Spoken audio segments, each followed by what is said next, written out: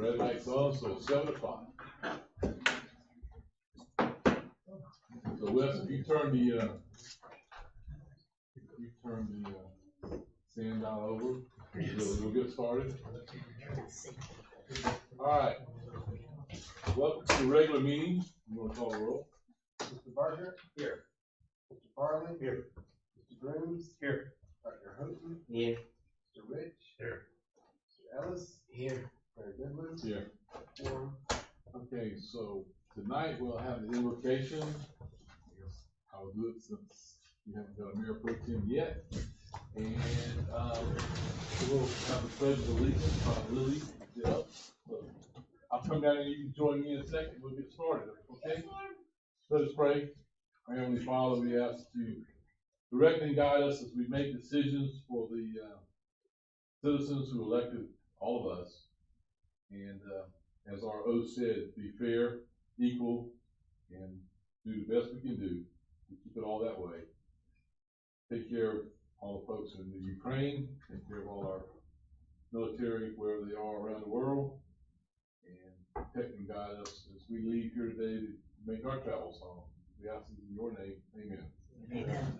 So Lily, if you join me up front, and I won't make you stand by yourself, and we'll stand right down here. How about that? We'll stand right here so you can see the flag. Ready? All right. With allegiance to the flag of the United States of America and to the republic for which it stands, one nation, under God, indivisible, with liberty and justice for all. Oh, excellent. Thank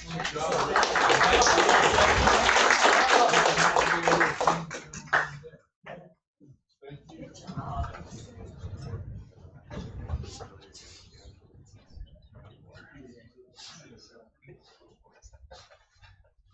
Okay, so the mayor's comments tonight, I have a couple of them. First, congratulations to our rerun city council folks. Welcome back, Katie. Thank you. Tonight, or this week, is the National, let me get it right, National Public Safety Telecommunicators Week. In other words, it's National Dispatchers Week. And there was a thing that they sent me that which was really nice. It said between the thin red line, the firefighters, and the thin blue line, the police department, and the thin white line, which is the dispatchers, lies a thin gold line. And what that is, which is really a reminder, is at the bottom of this piece, they had it written in, you can't see it, of course, but they had it written in color. It said, nerves of steel and hearts of gold. You know, the dispatchers are very forgot about people. They're sitting in a little office somewhere in the dark,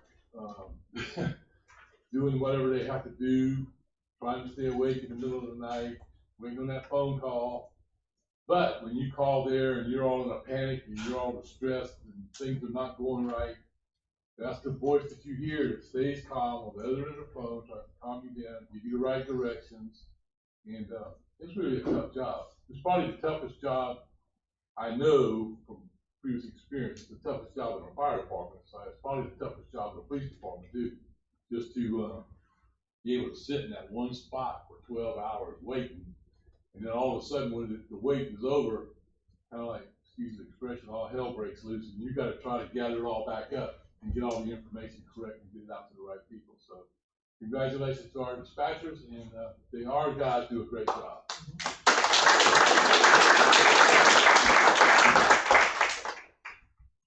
So I would like to take this time, you want to stand up? Yeah. Sure. Raise your right hand. No, I just kidding. Jenna is now the official appointed zoning administrator. So, Right. if you have any zoning questions, don't call Aaron. Don't call me, call Jenna. And thank you. Doing a great job. Last but not least, every 2 years after an election, it's time to elect the mayor pro tem. And this, contrary to popular belief, I do not appoint them. This is elected from their peers. So I have the floor open for nominations at this time. I make a nomination that we nominate, Mr. DJ Rich. Second. Okay, we have a nomination for Mr. Rich and a second. Any other nominations? Any other nominations? So the nominations are closed, so I would, accept a, motion to accept Mr. Rich as the, Mayor Pro Tem with a unanimous vote. Have a motion? So moved. Have a second? Second. Okay. All in favor? Aye. You got it. Anybody opposed? No, nobody wants to do that job now that they have to have the implication. That's tough, TJ, that's really tough. Yeah. And you know, like I told Eddie Nolan's, quoting Joe Riley, don't call me every 15 minutes to see how well I do. Okay, so now we actually have some staff reports tonight, so fasten your seatbelts and we'll start with, Mr. Pope. So first up is an update on the community coordinator position. Colleen left us about a month ago, and we have advertised for her replacement as of last week. The kind of notable things here is the new job title is Community Parks, Recreation, and Event Coordinator. We felt like that was a little more specific and gave a little more guidance as to what those job duties were. And if you look down at the duties, you'll see we've taken away a couple parts that used to be Colleen, communications, our social media, the entrance sign, some other communications related things. Those have now moved to her council. That position also fills the public information officer role in the DOC. So we felt like it was a natural fit. And then we're taking away management of the beachfront franchises and beachfront commercial activity. And we're housing that now with the business license official. So that leaves the community parks, recreation, and event coordinator space to focus on parks, recreation, and events. So do what Colleen did, still manage our public events, coordinate with private event providers like FAB, and then also with our community groups to do a few things. But the big kind of focus here is we want to, I'm careful how I word it, but we want to enhance or grow our recreational offerings. We don't know exactly what direction that's going to take. We're not necessarily calling for a little league, so to speak, but we do want to offer more formal city-sponsored recreational opportunities. Those could be one-off things or recurring items that a new person, when they come online, it's going to be much more recreation oriented. And they'll also take back up to the Parks and Recreation Committee. That committee kind of got left stranded. They got off to a really good start with their Parks and Rec 5-year plan. And Colleen and Katie both left the city. So they're kind of on pause. So we want this new person, when they're interviewing, we're going to be looking with an eye to, can they come in and step into Parks and Recreation Board and help them pick up that process. We advertised, I don't know if we advertised Thursday or Friday, but we had to turn the job off this week, Monday, yesterday, because we got 75 applicants. We already kind of narrowed those down to about 15 folks, and we've got several former Parks and Recreation Department heads, not too specific. We got a lot of folks with great experience who have applied, so we hope to get those resumes to the mayor this week, and maybe early next week start interviewing. Got a lot of good candidates. Yeah. You guys have any questions? Just one. I see where you restructured just a little bit. The operations of the community center goes where, as far as just, managing or? The actual reservation of the community center for community groups, private parties, that sort of thing will live here. And then anything facilities related will go to Aaron. Okay. Got it. If it's broke, Eric fixes it. Alright. But if someone, birthday party, all that. Birthday parties, all those will go through this person, and we hope that this person will actually be taking a much more active role in scheduling things in the community center. And state. For seniors, for children, for teenagers, like recreational events in the community. Thank you. Okay. You wanna move on? All right, next is the commercial district rezoning schedule. I know a lot of us were here, feels like yesterday, for that joint work session. So the ordinances are up tonight for remand to the planning commission. That should send them for public hearing to the planning commission on May the 2nd. Just a side note there, we also have a budget workshop scheduled for May the 2nd from 10 to 4. So we may look at moving that meeting so that you guys aren't here from 10 to 4 and then again from 6 to 9. But right now the public hearings are scheduled at the planning commission on May 2nd. The signs are on their way to us. So Jenna, me, and Eric probably will be out posting signs in the ground Thursday or Friday. The letters, the mailing list is done. We're gonna mail those out on Thursday or Friday. So I think it turned out to be 186 packets are going in the mail. If you guys get any phone calls, you know, what does this mean for my property and what's happening to me, feel free to take a shot at it or direct them to us and we'll answer the questions. So May 2nd, planning commission public hearing, and then back to you guys for first reading on May 10th. And on May 10th, since these are all zoning ordinances, we plan to make them pending, which means they'll be in effect while they wait on second reading. And that'll be just about a week ahead of the expiration of the moratorium. So we get May 10th first reading, May pending. Then when the moratorium is up, I believe the moratorium goes up on the 16th. Later. So these will all be pending in time for the moratorium expiration. And then we'll have them for second reading in June. Any questions on that timeline? All right, and we'll move on to renewals for beachfront activities. So the community coordinator previously managed beachfront franchises and camps, lessons, other non-franchise commercial activity. We've kind of got a couple of things that are all related to that going on, so we wanted to come brief you guys so you know what's happening. Our paddleboard and surf camp franchises, we awarded those in 2017 for a 5-year period, which means they would have expired in December, or that they are currently scheduled to expire in December of 2022. Since we changed our business license here to not renew in January, we'd like to ask council to consider extending those franchises until May of 2023. Otherwise, they're going to run out in December, but the business licenses will still be valid until May. So we want to propose extending those from December of 2022 to May of 2023. The chair and umbrella franchises were awarded in 2020. It's kind of the same deal. They're not up until December of 2025, but we'd like to move that to May of 2026.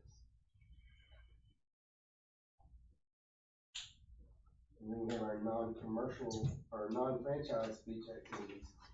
So we've got the franchises that we renew for 5 years, and then each year we renew specific other commercial activities on the beach. Right now we've got 3 businesses approved for surf lessons, and 3 businesses that are approved for yoga on the beach. They were last reapproved in 2021 for a period of 1 year. And then we administratively granted those guys an approval until May, just because Colleen was leaving, the business license got extended on us, so we kind of informally reached out and said, don't worry guys, keep going until May. So we're now up where those are going to expire in May.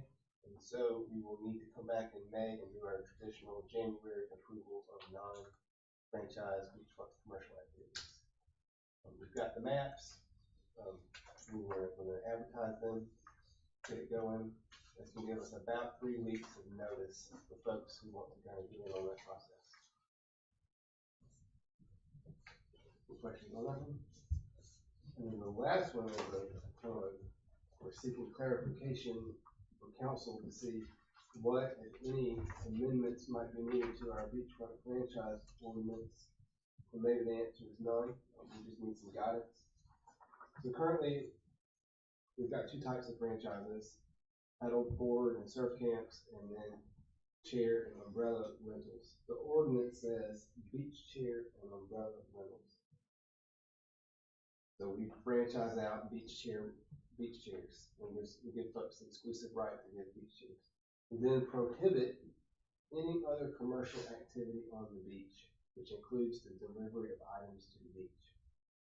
So now we have a gray area of rental chair delivery, not beach chairs, but wedding chairs. We've got folks delivering wedding chairs to the beach who are not franchise holders. And then we have some franchise holders who are delivering wedding chairs to the beach. And we need to know at a staff level if wedding chairs are included under the beach chair and umbrella franchises or not. If they're not included, do we need to go and contact all the other vendors who are delivering wedding chairs to the beach, including the Tides Hotel, and say, sorry guys, wedding chair delivery to the beach is a commercial activity and that's banned from our ordinance. That makes sense, the question I'm asking.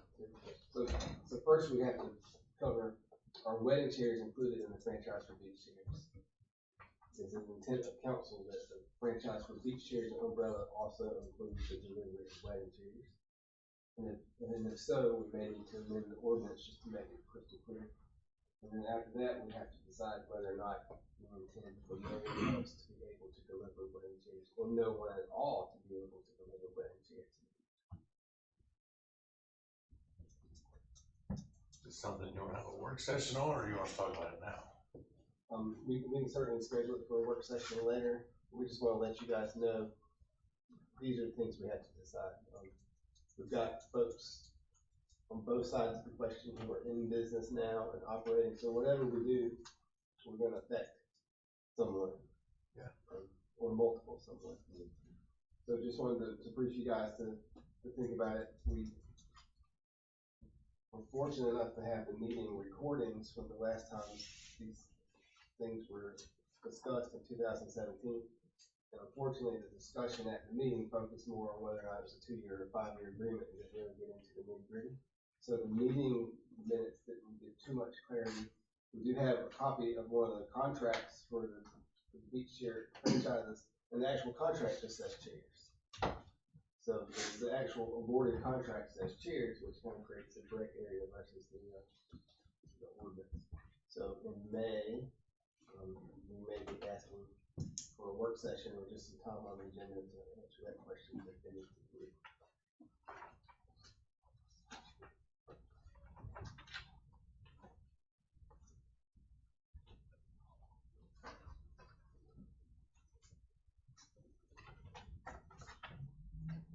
Okay, any other questions for Mr. Pope?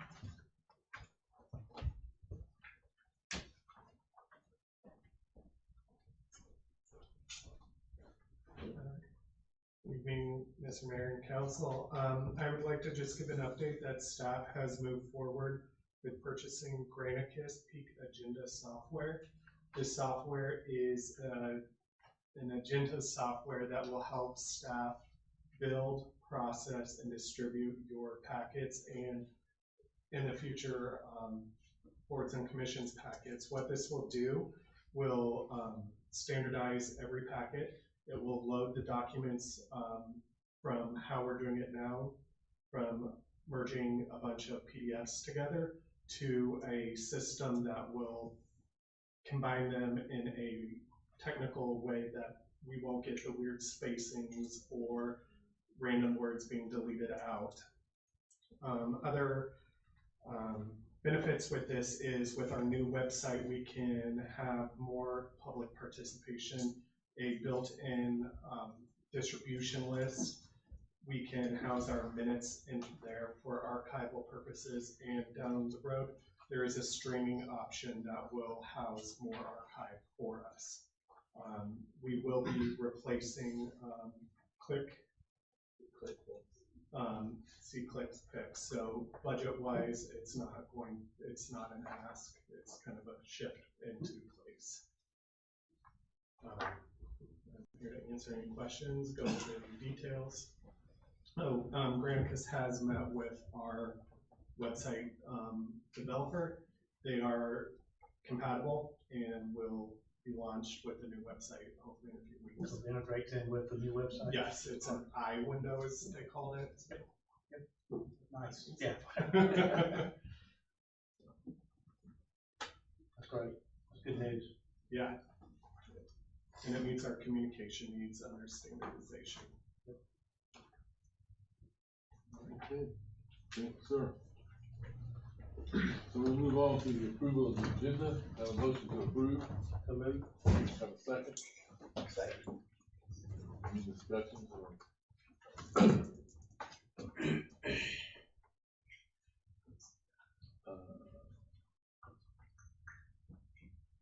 Go ahead. Mr. Barker, Yes. Mr. Rich, Yes. Dr. Houghton, Yes. Mr. Ellis, Yes. Mr. Grooms, Yes. Mr. Farley, Yes. Mayor Goodwin. Yes. Passes. Approval of the previous minutes for March the 8th. Have a motion to approve. Move. Any corrections or additions? Give me a second. Oh, yes, have a second? Okay. Mr. Ellis, Yes. Dr. Houghton, Yes. Mr. Farley, Yes. Mr. Barker, Yes. Mr. Grooms, Yes. Mr. Rich, Yes. Mayor Goodwin. Yes. Passes. Before I move into personal appearances, I forgot, looking back, Mr. Glass, you wanted to make under Mayor's comments, I was gonna do this and I didn't write it down, so I forgot about it. Just So I one. literally saw him sitting there. Introducing the Bucket Brigade. This was an idea from Councilman Grooms and Farley. It's a volunteer program, for community members, property owners, long-term residents. They can go through the parking office, to sign up. It's kinda it's like a beach sweep on your own. Like you sign up for it and you can do beach sweeps. You don't have to go through the approval process, that kind of thing. You go through the parking office, you get a t-shirt, you get a bucket, you get a picker, and you can kind of go at it as you see fit, and do beach sweeps whenever you want. So, you can reach out to the parking office, we'll get you signed up, we'll get you a shirt, we'll get you a bucket, get you a picker. And this could be interior streets as well as just the sand on the beach too. Right. Anywhere on the island Those needed just. or community, beach community. Is there any cost for this? No, sir. Not to them. Not to you. Not to the resident. Well, it is, Wow. it is in the record for the residents, but Sign me up here.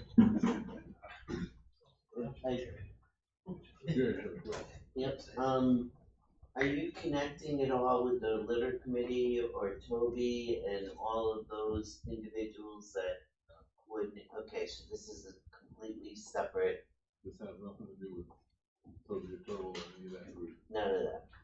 This is Mr. Glass running the program that y'all voted to spend the money on. But we do offer them the MyCoast app so they can log it.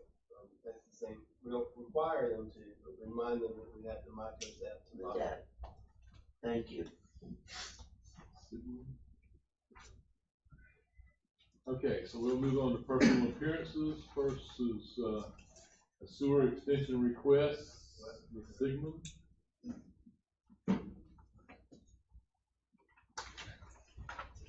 I'm nervous. I have so much important business. Mr. Mayor, council member, good evening, and good evening to everyone. I didn't know there'd be so many people here tonight. My name is Paulette Sigmund, and I'm a homeowner here. I am 116 East Huron Avenue. Follow, it's, y'all would like to see a picture. It's just a sweet little Folly Beach. Just speak to these guys. I'm sorry, it's just a sweet little Folly Beach cottage that I own. On December 2nd, my house burned. And just as a side note, fire department, policemen, everyone was so wonderful and empathetic and sympathetic and helpful. But that's what brings me here tonight. I am in the process of rebuilding, and that's why I'm requesting permission to attach to the city's sewer system. Now, I'm a homeowner, a single homeowner. I'm not a builder, I'm not a developer, I don't want a triplex, a complex, or a compound like what's going on here. I love Folly Beach. It's a very special place, and I love it very much, and I want to maintain as much of that as I can as far as I have any influence over the future.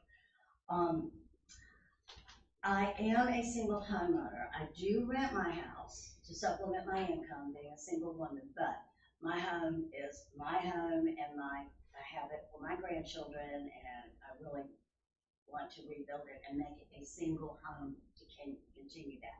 And even though I could build something larger because the lot extends that, I don't have any thoughts of doing that.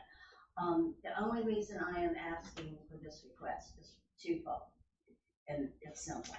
It is beneficially, there's two processes. It's a simplification for me in rebuilding. Selfishly, it is. And I'm older, and that's something that I look forward to. And also environmentally, it's beneficial. And I think those two benefits are worth considering today and also for the future.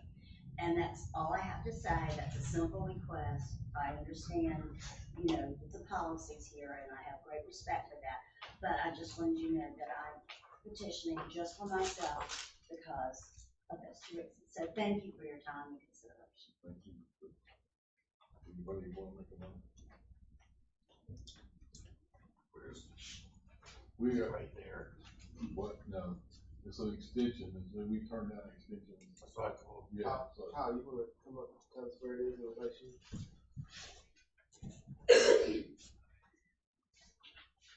She's wanting to connect to the sewer, it's 155 feet from the manhole to the left-hand property line. So it's about, like, the last one turned down. Okay, so just signal, we don't have a motion to approve, so you've been turned down for sewer extension. Okay? Thank you.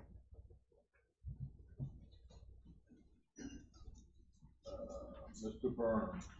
Yes.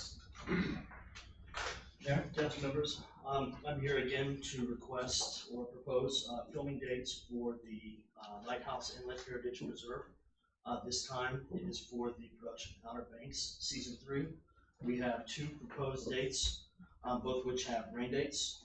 The first set of dates is April 28th is what we're hoping. May 9th is our rain date if that doesn't work.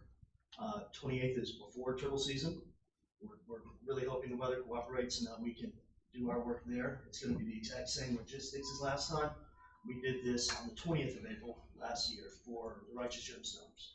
All of our parking will be at the washout and summer place on the inland side of the island. We will have our base camp and large trucks on James Island and off property. We'll have all of our work trucks beyond the gate. Just the same as we did last time. As you can see on the overheads, we're asking to be right there at the bend or the point of the inlet, right near the jetty that goes out and meets kind of the beach side or Folly Beach side of things versus the thoroughway or waterway there between the lighthouse. I have been in communication with the South Carolina Department of Environmental Health, DHEC. I've been in communication with CCPRC, Michael Bradley over there, who has wrote a letter that says his approval from the parks is contingent upon the approval here tonight for this date.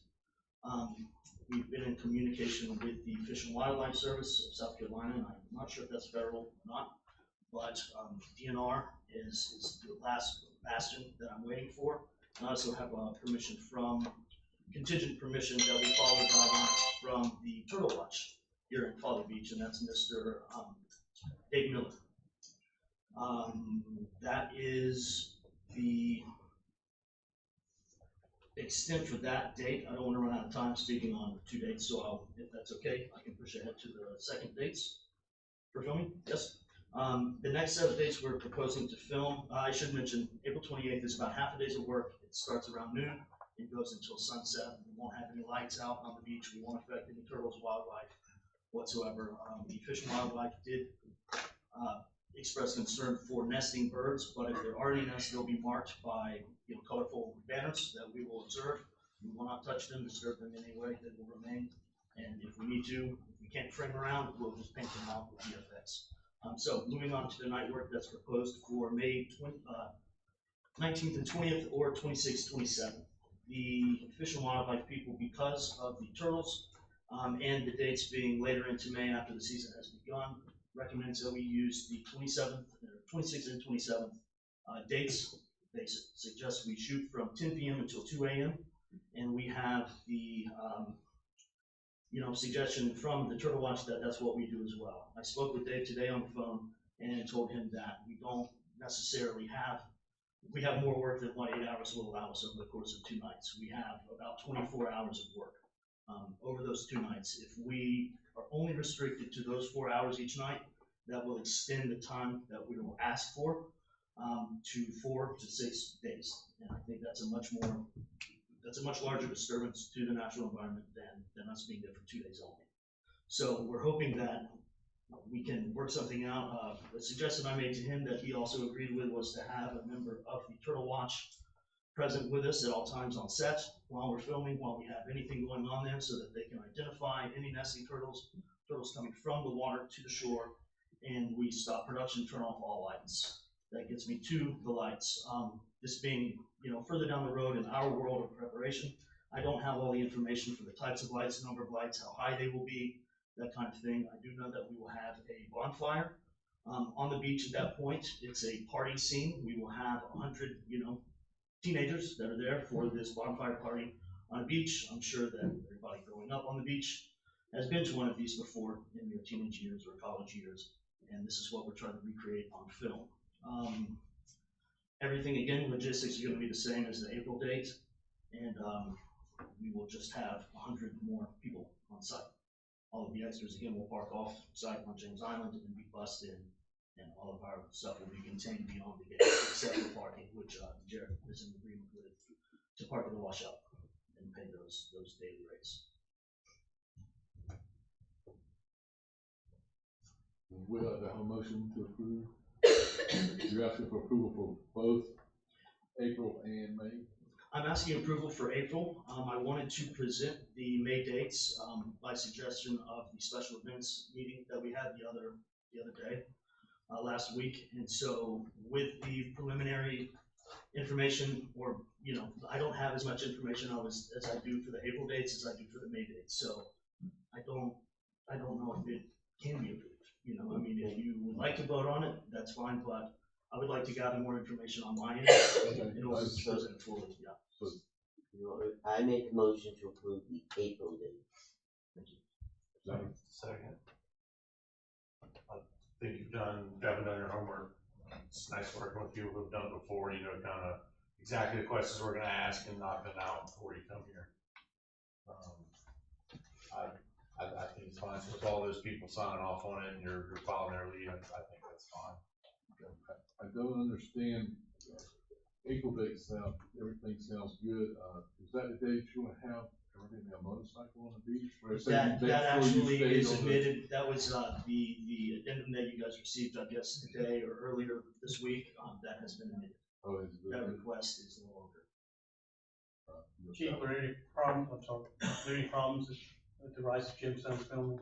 No, kind of what DJ said, these guys have been professional to work with, and they coordinate with Sergeant Ortiz for our staff to be there on scene, so we do have public safety represented at all times too, so that helps, and they've been good to work with. The prep work again was outstanding, so. On the parking, on the parking, didn't we charge double last time because there's no turnover of the spots? We're charging 3 times the daily rate. 3 times a day. Turn over 3 to 4 times a day. So that would be the same this time. I think it was 30 per spot, and it came out to 34, 37, something like that. So for all those spaces. When are the Gemstones coming back? June 23rd is the start date, I believe. Okay, so I have a question on your May dates, but let's vote on the April date first. I have one more Yes. item I flagged. You state no glass will be provided by craft services for any drinking or eating containers. Correct. Just wanted to emphasize, we also don't allow single-use plastics on the beach, so Okay. plastic cups, straws, those things shouldn't be. Okay. Bottles of water, is that considered single use as well? No. We haven't really messed with that. Single use water. And To stop people from drinking water. And to speak to that fact, this program I think is great. This is the exact method that we use. I have a team of 4 people that are on set constantly, and in situations like this, when we're on the beach, we have guys with buckets and grabbers, exactly like that, walking around constantly picking up any trash that we provide or create, and any trash that's been left there by other Y'all people. did that last time, we did a great job, pull that block. We did. And I just did that, you know, we And that needs it. finished filming our first block in Barbados, and we had a major cleanup effort in Barbados as well. The government was very grateful for us for doing that. So if there would be straws, I don't see being an issue, but I mean, it's pretty much all cans and bottles. Might have been helpful if we had seen the operation in Barbados before I made this decision. Blew everybody out. Okay, any other comments for April date, April 28th? Dr. Hudson, Yes. Mr. Rich, Yes. Mr. Ellis, Yes. Mr. Broom, Yes. Mr. Barger, Yes. Mr. Farley, Yes. Mayor Goodwin, Yeah. passes. You said this, I missed who you said about working in May from 10 p.m. to 2 a.m. That was Melissa Chaplin with the Fish and Wildlife Services.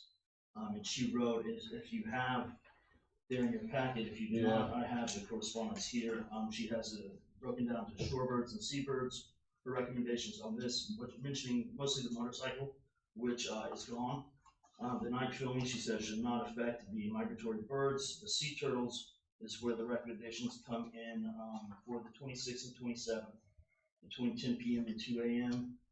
And she also recommends that we minimize lighting Well, for that, and not disturbing the nests that will be marked by that time. why don't you work with Mr. Miller, because I know when we were, my dredge guy here, last time we were dredging, re-nursing the beach down there, we had the dredge company actually paid some turtle people to walk all night. And that's what we plan to do But, as well.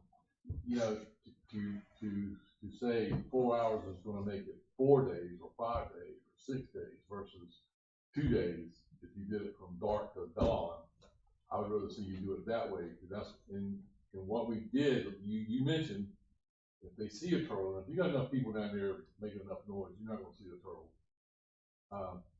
Where we run into problems last time were from the end of the renourishment project was hatching time, so the turtles had already laid and they were hatching. But I would talk to him and see about, okay, let's talk about all night long for 2 nights and be done with it. Sure. And I'll be glad to talk with him if you want to. Because anything helps. He was in Texas today for his grandchild's birth, so he didn't have a whole lot of time. He was waiting, right? Yeah. But I'm just saying, in May, because as long as you understand, if they see one, which you probably won't, if you got 100 kids at the bonfire making noise, you're probably not going to show up. Well, yeah. They're not going to be invited to the party, and they're not Sure. going to show up. But as long as you understand it, as soon as somebody hollers, you got to Exactly. shut all the bulldozers off, turn all the lights off. And that's why we'll have somebody on payroll there, Right. willing to be with us during those dates. And I do want to point out that what we call condors, and sometimes you'll see when we're filming, we have these 120 foot, 80 foot to 120 foot big lifts. Yeah. We fly with these large lights that recreate the moon or the sun or whatever it needs to be. The landscape out there doesn't allow for that. So we will not have those. Every light that we have will be, based on the ground, on a stand, up in the air, facing down. I think the bonfire is going to be the largest source of light. And to speak to that, it will not be an uncontrollable fire. It will be propane only. It'll have a kill switch, so once it's turned off, the fire is out. There's no flammable materials in there. And we've got a team of special effects if fire is necessary. I'm sure that through the permit, our special effects coordinator, Ray Bivens, will have firemen out there ready to do what needs to be done, should anything happen. All right. Thank you very much. Thank you. And so, just to clarify, will I need to come back in May council meeting for that? Yeah. Great. Thank you for your time. And between now and then, we'll try to figure out how to get those 2 days instead of 4 or 5 days. Exactly. And I'll have with more time, I'll have more answers from the, necessary bodies from the agencies. Yeah, I can't imagine y'all guys being harder to control than 5 bulldozers moving all at one time. So, Lots of moving pieces. yeah. All right. Thanks, Ron. Thank you. Y'all have a good night. Move on to citizen comments. I'll take one if I can. Good evening, everybody. I'm Mike Ezel. I live on the West Hudson. I'm with the Folly Beach Chair Company as well. I gotta say, it's really good to see your faces again. It's been a long time. So, thank you and welcome back. I also want to point out, whoever started the Pledge of Allegiance thing, my daughter was really excited, was really excited, and thank you for coming down to get her this time. Oh yeah, we don't want them scared standing alone, but she did, you know, it's amazing how good these kids can do. It's like, I don't know if anybody can hear them after they get started, because everybody else gets started, which is what we're supposed to do. But, you know, they got it. I don't know how many times she practiced it, but she was right on the money. Well, you know, she's been nervous for a week, and she finally reached the excitement part, and they took off to go see a friend, but I was gonna tell her, even your daddy can get nervous up here, so, but she did great. So I want to say thank you. I'm here about the wedding chairs on the beach. We've done over, through the years, over 100 weddings. We've partnered with photographers from Folly Beach and officiants and event coordinators. We've done a lot of beautiful weddings. We've helped a lot of people make a lot of great memories. We've always operated in a way that we believed we were allowed to do. And I just wanted to come here and give you that assurance that we were doing that, and also to take a minute to make myself available to answer any questions or provide any clarity that you might want, or if you wanted to do it in another forum, I would be happy to do that too. But we like the weddings. I think when we actually talk about it next time, pay attention, come back in. It's good to see you all again. Thank you.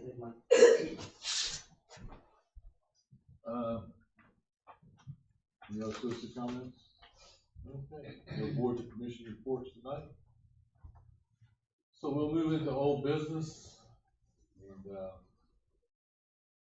I will say up front, ordinance 39-21, 2-22, and 3-22 are all zoning ordinances. So if they're passed first reading tonight, they will be pending. So we won't forget to mark that down, right? Thank you, Wes. 39-21, an ordinance amending chapter 161, definitions 161.02, chapter 166, development standards, section 165.05 through 03, single and two-family design standards, limiting the number of interior kitchens to one per dwelling. Do I have a motion to approve its first reading? So moved. Have a second? Second. Any discussion or questions? Okay.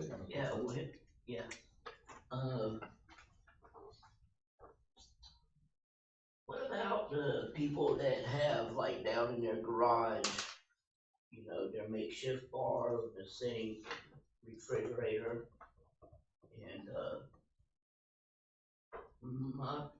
maybe they wouldn't have stoves or ovens, but if they had like some type of electrical grill, or, you know. Well, if they got that in their garage as a grill, that's not very smart to start with. Microwave. Does it have to be all three components at the same time? Yes, sir. So the proposed definition of kitchen would be having all three: cooking food, containing sink, refrigerating unit. So you have a cooking unit, a refrigeration unit, and a sink. It constitutes the kitchen, and it is for interior kitchens. So if it's down underneath, you know, like an open, you know, like a raised house, it wouldn't violate that. But if it was interior to the structure, that would count as a second kitchen under this ordinance.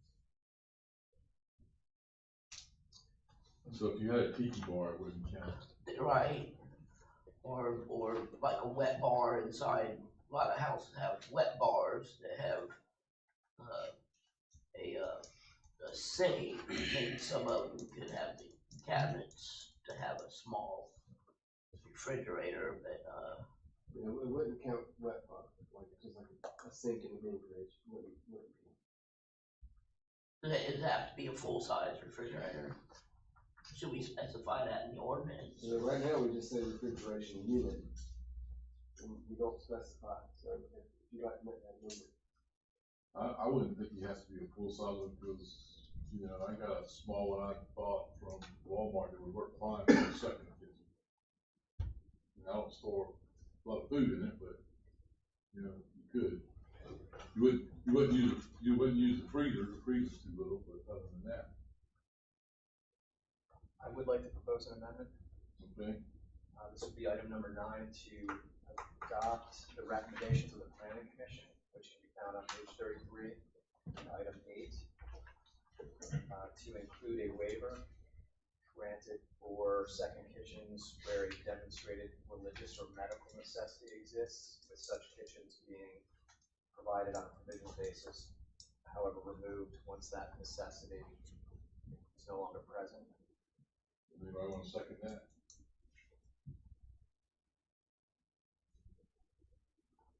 Any other? I have one. Okay. I actually gonna follow up on that.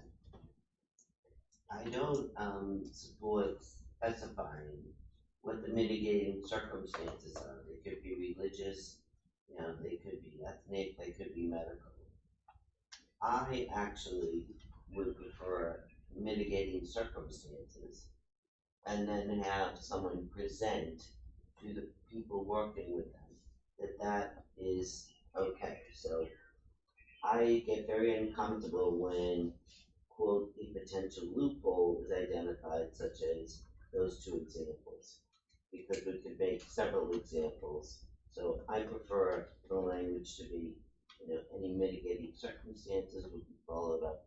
Language for what? What's your amendment?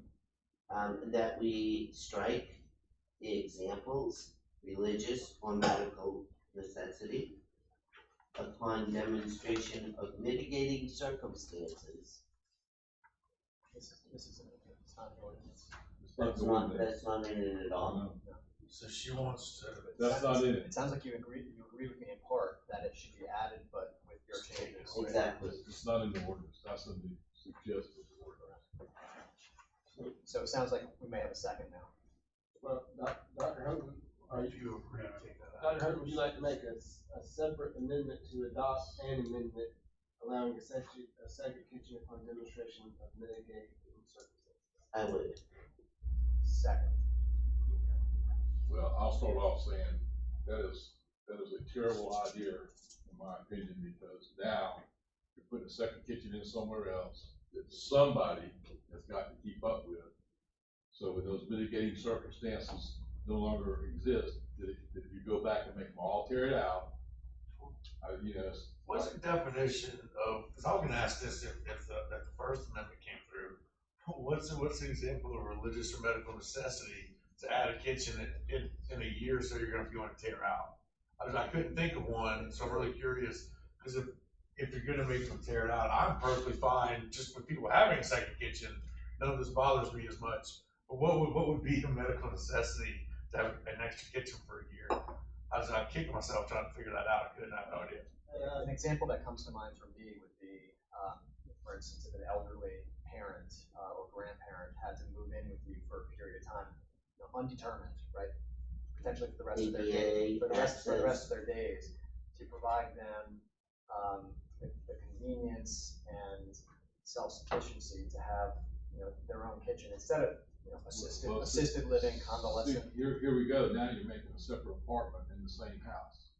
You're apartmentizing your residence, which is against the rules. And that's what brought up the second kitchen thing to start with, because once you get it, kind of like termites, it's hard to get rid of. I pulled out a second kitchen. Let's just be honest about that. I like the idea of having them. I don't like the idea of saying that they're going to take out necessity. I think that's just too much work to come up with. And at the planning commission, some of the religious examples, maybe in the Orthodox Jewish, in need of the kosher kitchen. Well, why wouldn't you just have a kosher kitchen, period? But I mean, Because then they can't enjoy lobster and clams and all the rest of it. It's common, it's common in other areas. Well, I'm not getting into it. theological discussion with you, but if you're gonna enjoy lobster and pan, you don't need a kosher kitchen. I mean, come on, I got enough Jewish experience about that. So where are we? So we got a motion. You wanna read that motion again? We have a motion to amend, item number 8, and then the mail is kitchens. Only one complete interior kitchen shall be allowed per dwelling unit, except that a waiver may be granted for a second kitchen upon demonstration of mitigating circumstances. Such kitchen shall be approved on a provisional basis and shall be removed when the renters when the mitigating circumstances is. Call roll. Still discussing it. Yeah. I think it creates the actual loophole that Dr. Houghton was talking about by approving this amendment, so. That's all. Okay. So this would be on the On amendment. the amendment. Mr. Rich, Yes. Dr. Houghton, Yes. Mr. Grooms. No. Mr. Farley. No. Mr. Ellis, No. Mr. Barker, Yes. Mayor Goodwin. No. Motion fails. Okay, back to the original ordinance. Any other discussion? Mr. Ellis, Yes. Mr. Barker, Yes. Mr. Farley, Yes. Mr. Rich. No. Mr. Grooms, Yes. Dr. Houghton, No. Mayor Goodwin, Yes. passes. First reading and it's pending. Okay. 2-22, ordinance amending section 16805, non-conforming signs. To allow non-conforming off-premise signs in the marsh older than 25 years old to remain subject to all non-conformity rules and regulations. So a motion for approval. Second. Any discussion, questions?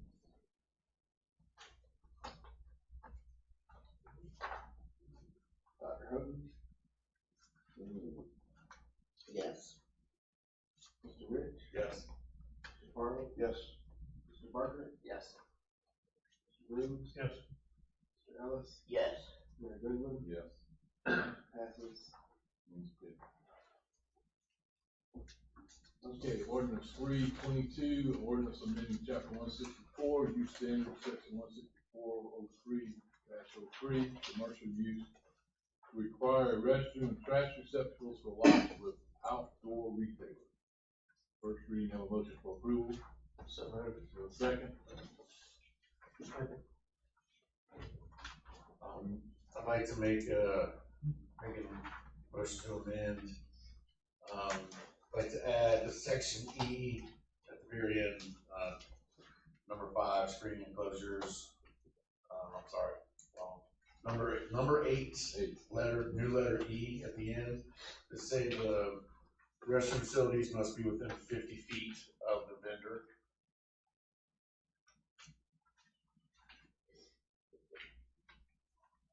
Do you have a second? Reason being is if it's a street-to-street lot, like an Arctic Ashley lot, and there's a vendor on each side, being dead set in the middle would cover both of them. But on some of these other lots, instead of just stashing it 150 feet away in a back corner that nobody's gonna use, it keeps it closer to the vendor and achieves the purpose of what we want to do, make it a viable restroom for their employees and for their customers. Okay. Any other discussion or question on the amendment? On the amendment, Mr. Farley, No. Mr. Grooms, Yes. Mr. Ellis, Yes. Mr. Barker, Yes. Yes. Dr. Houghton, Yes. Mr. Rich, Yes. Mayor Goodwin, Yes. the amendment passes. Okay. Back to the original as amended. Any other discussion? Mr. Rich, Yes. Mr. Barker, Yes. Mr. Ellis, Yes. Dr. Houghton, Yes. Mr. Farley, Yes. Mr. Grooms, Yes. Mayor Goodwin, Yes. passes as amended. And Okay, so here we go, guys. All right. Ordinance, from ordinance 7-22 all the way to ordinance 15-22 I'm gonna read what the ordinance is. Hold up to making a motion to read them until I get through them. So we just kind of do them all at one time, since they're all going to plan, okay? All right. So ordinance 7-22, an ordinance exempting non-conforming multiple family uses in the residential two-family district from substantial damage rule by amending section 1680205. Reconstruction after casualty damage. Ordinance 8-22, ordinance rezoning the following parcels of land, and it gives you a whole list of parcels of land as, what is gonna be rezoned from island commercial to residential two-family, and amending the zoning map. 9-22, ordinance amending the dimensional standards of the island commercial district, amending table 165, dimensional standards to increase the required setbacks and set the maximum height at 40 feet or 3 stories. Ordinance 10-22, ordinance rezoning the following parcels from downtown commercial to island commercial, and those are all gonna have signs and letters, right? Okay. The ordinance 11-22, ordinance amending the standards of the downtown commercial district by amending table 164, eliminate multifamily use, and table 165, dimensional standards to increase the required setbacks and set maximum height limit of 40 feet or 3 stories. Ordinance 12-22, ordinance creating the Center Street Overlay District. Ordinance 13-22, ordinance rezoning the following parcels, and that's a list of land, that will be notified of zoning map change and with letters and signs. Ordinance 14-22, ordinance rezoning the following parcels of land, again, the list of land or TMS numbers that'll be notified with letters and signs. Ordinance 15-22, ordinance amending chapter 166, Folly Beach Code of Ordinances, development standards by creating 166.13, pedestrian improvements to require the construction of pedestrian improvements in the right of way upon development or substantial improvement of structures located on parcels in the commercial district in areas for which the city council has approved a conceptual design for multi-use paths. So, now, with that being done, I'll entertain a motion to remand all of those to planning. So moved. Have a second? Second. So they're on the way. Go on. Something for you, keep you, help your insomnia. Keep me busy. Help your insomnia, you can just read through these over and over and over. Dr. Houghton, Yes. Mr. Ellis, Yes. Mr. Barker, Yes. Mr. Rich, Yes. Mr. Brooms, Yes. Mr. Farley, Yes. Mayor Goodwin. Yes. Remember, they're coming back, okay? I know, they are, eventually we'll see them again. Not necessarily. But like a boomerang, right? So, we're up to ordinance 16-22. This is the ordinance amending section 153, permission from the city is required for some special events on public property. Folly Beach Code of Ordinances, reducing the requirements for additional liability insurance for festivals from $2 million to $1 million. Now a motion for approval. So moved. Now a second? Second. I will say that the reason this is out there is because the $2 million liability insurance thing felt good and sounded good to start with, but sometimes things that sound good don't work out. So it got to be where it was really cost prohibitive for the way that they were making people go to get $2 million life or liability policy. Mr. Barker, Yes. Mr. Ellis, Yes. Mr. Farley, Yes. Mr. Brooms, Yes. Dr. Houghton, Yes. Mr. Rich, Yes. Mayor Goodwin. Yes. Passes. Okay, resolution 10-22, resolution by the Folly Beach City Council approving a contract with the city of Charleston for parking public works vehicles. Motion to approve. Have a second? Second. I would like to say that, Mr. Wilson and Mr. Letts have done a great job trying to get, we got this far anyway. So we'll see how the city votes tonight. And we vote. You ready? Mr. Rich? Yes. Dr. Hoover? Yes. Mr. Grooms? Yes. Mr. Carter? Yes. Mr. Ellis? Yes. Mr. Barker? Yes. Mr. Goodwin? Yes. Passes. Resolution 11-22, resolution by the City of Folly Beach Council approving contract with the James Island Public Service District for wastewater transportation and pump station management. A motion for approval, So moved. and a second. Second. This will raise your rate of sewer charges, but we have no alternative. And I say that tongue in cheek because it raises my rate of sewer charges. I might be the only one here that raises the rate of sewer charges. So get you too? Okay. I feel a little better. Gives me more than y'all. Well, yeah, because I didn't think about the business. I was just thinking about the house. Yeah, because he already usually one. Yeah. Mr. Farley? Yes. Mr. Ellis? Yes. Dr. Hoover? Yes. Mr. Barker? Yes. Mr. Grooms? Yes. Mr. Rich? Yes. Mayor Goodwin? Yes. Passes. Again, we're gonna be talking about sewer rates.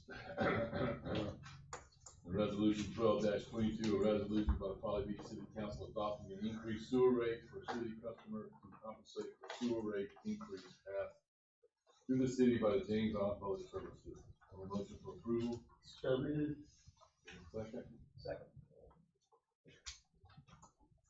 Mr. Profile, if anybody else wants to talk about it. Mr. Ellis? Yes. Mr. Barker? Yes. Mr. Grooms? Yes. Mr. Farley? Yes. Mr. Rich? Yes. Dr. Houghton? Yes. Mayor Goodwin? Yes. Passes. Okay, so, council comments, Mr. Grooms, would you like to start? Certainly, let everybody know that the Exchange Club is doing their big yard sale Saturday, April 30th. We are taking smaller items. The hut itself is completely packed. DJ and I was there the other day, and it just was, we couldn't get in, but we are taking smaller stuff. If you deliver it on Saturday at the side door, we have somebody to bring it in, but come shop, have a good time, April 30th, Saturday, What time? 8 o'clock a.m. Until? Till we get tired and wanna go home. Or sell it off at his house. Or sell it off. So you get it small enough you can haul it all to his house? No, your house. Your Not house. my house. Yeah, closer. I don't Now, have we are any giving room. There's no room in here. the stuff is, the leftovers will be given to the Catholic Church for their fall yard sale. So if you could bring it to us, we'll sell it, and we raise the money. Money raised goes to student scholarship, somebody on the island, a child, or a member's grandchild. Good stuff. Mr. Ellis. I'd like to thank everybody that supported me in the elections and all the workers and, the employees for helping with the transition back in the office. And it's nice to see some new faces and, nice to see familiar faces as well. And with that, I just wish everybody a happy Easter weekend. Glad you said that, Ed. Happy Easter. Nothing else. I didn't mention earlier, I'm surprised, anyway, but, this weekend, this whole week is very busy. There's a church service at the Methodist Church on Thursday night, 7 p.m. Church service Good Friday at the Baptist Church at 5:30 Friday evening. Easter Promenade, 10:45, be at the community center if you want to participate. Wear your hat, no ball caps. It takes all about 15 minutes, so it's funny. And at Easter, we will have an Easter bunny there.